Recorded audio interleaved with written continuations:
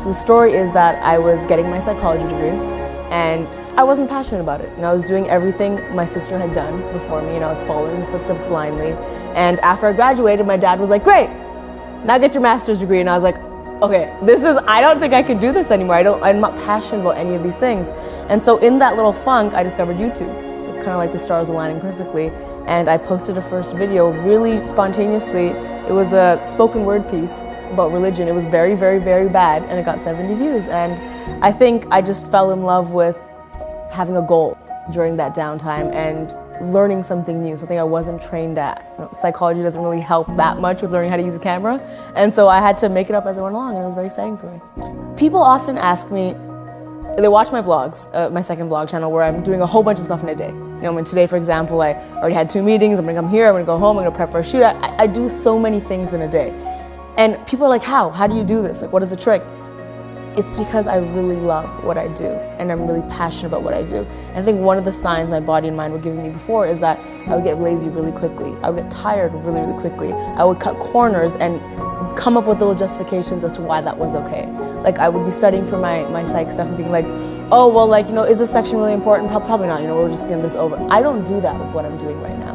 I'm really thorough and I think that's a sign of doing the right thing. Of course, if I'm real, we don't always have that luxury. We don't have the luxury of doing what we want to do all the time. So it's important to kind of pay your dues. And that way, the first video I made sucked. It's totally sucked. My body wasn't like, this is the right thing to do. I had to pay my dues and get better at it. But I think you shouldn't just not try because you have to pay your dues.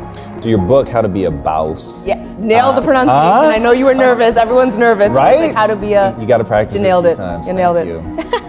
And reading the book, I was impressed because it's really good, and so that I hope people really pick it up. It got a lot of stuff that's incredibly usable, and there was something in it so surprising, and I wanted to ask you about it. And you said that a boss is somebody that is hurt efficiently. Yes. And I thought, whoa, what does that mean? How does one... Yeah, it's kind of another way of saying it is that there's no failures, there's lessons. I mean, that's another way of putting it. But it's just this idea of when I reflect back in my life, and I think about all the times I really became a better person or a smarter person, it's because of something that was very hurtful or painful or an unpleasant experience. And now I think very often in the future now when I'm through those experiences, that's inevitable. We're all gonna get heartbroken over and over again. We're all gonna deal with failures all over again, but it's how we think about those moments in that moment. So I've kind of trained my brain to allow myself to be upset when I'm heartbroken, allow myself to feel failure, but not be down in the dumps about it for too long. Not be like, oh, well, I'm worthless, or oh, well, this is just how it's meant to be and the world's against me. Getting hurt efficiently means we're hurt. How can we efficiently learn a lesson in this moment?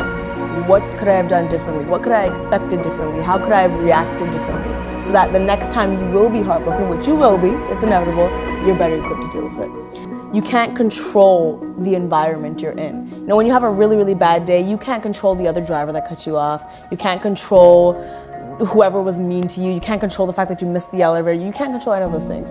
You can only control yourself. So it's about being more proactive. How do you do that? Well, okay, if a driver's gonna cut you off, play some really good music so you're in a good mood. Leave 5 minutes earlier. You know what I mean? If you missed the elevator and you were late, wake up earlier. It's about doing those proactive things. And the simplest example that everyone can relate to. What's the most infuriating thing that happens to us every day? Our phone dying. Back in the day, this used to infuriate me. My phone would die and I'd have to go to a meeting and I wouldn't know where it was or where to park and my GPS would die. You know what I did? I played Nintendo. I was like, well, I can't control the phone. I can't control the environment. I can't control the parking of the meeting. You know what I control? Putting a damn charger in my car. And then that's what I did. And then that whole situation was solved. That's a really small example, but we have things like that throughout our entire lives. Not having the thing you need when you need it, or not getting somewhere on time, not having the conversation you had. There's solutions to all those things if you just take control and figure out what's in your control and stop blaming the environment. But I do want to realistically tell people that if you want to achieve something at such a level, like, it costs a price. Because I do fear right now, with all the cute Tumblr quotes and all the, the idea that you're special and you're worth it. Everyone's special and you are worth it, but you need to work for it. Like, it's not gonna, a Tumblr quote of you believing in yourself is not gonna get you success. So I also do fear that the opposite of that is letting kids know, like, yeah, get your sleep and get this and just believe in yourself and you're special and you'll get it done. Like, is that really gonna get them success though? It's that in combination with a lot of hard work. And I think that latter part is never told in a very straightforward, accurate way.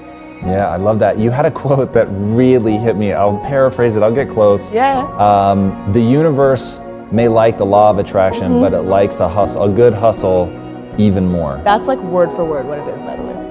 Please subscribe immediately. That was the word for word what the quote is. Wow. It's such a good quote, and it's so important for people to understand. And one thing I would love for you to try to capture for people is, what's that beautiful part of the obsession of going after something extraordinary that you want that young girl or young boy to see and chase?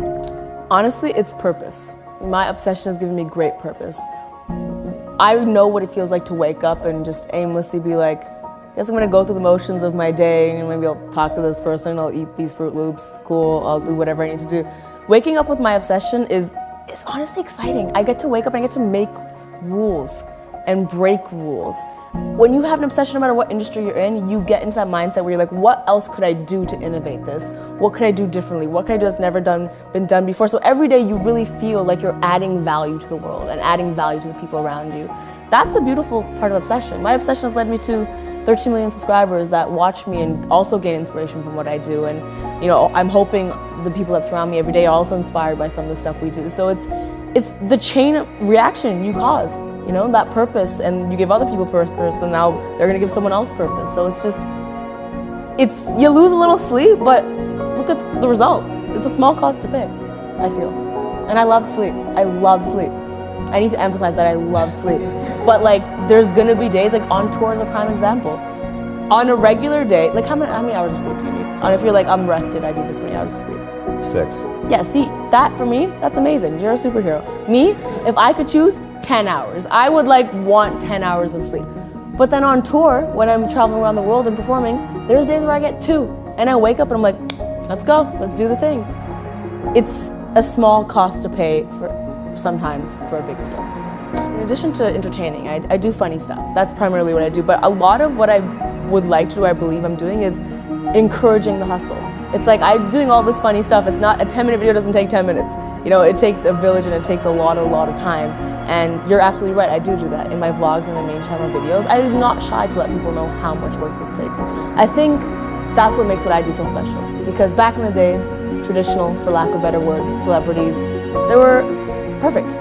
They were always on and always flawless. I would like to show people a person who works really tired, works really long hours, gets really tired, gets pimples, and that's what it takes to do what I'm doing.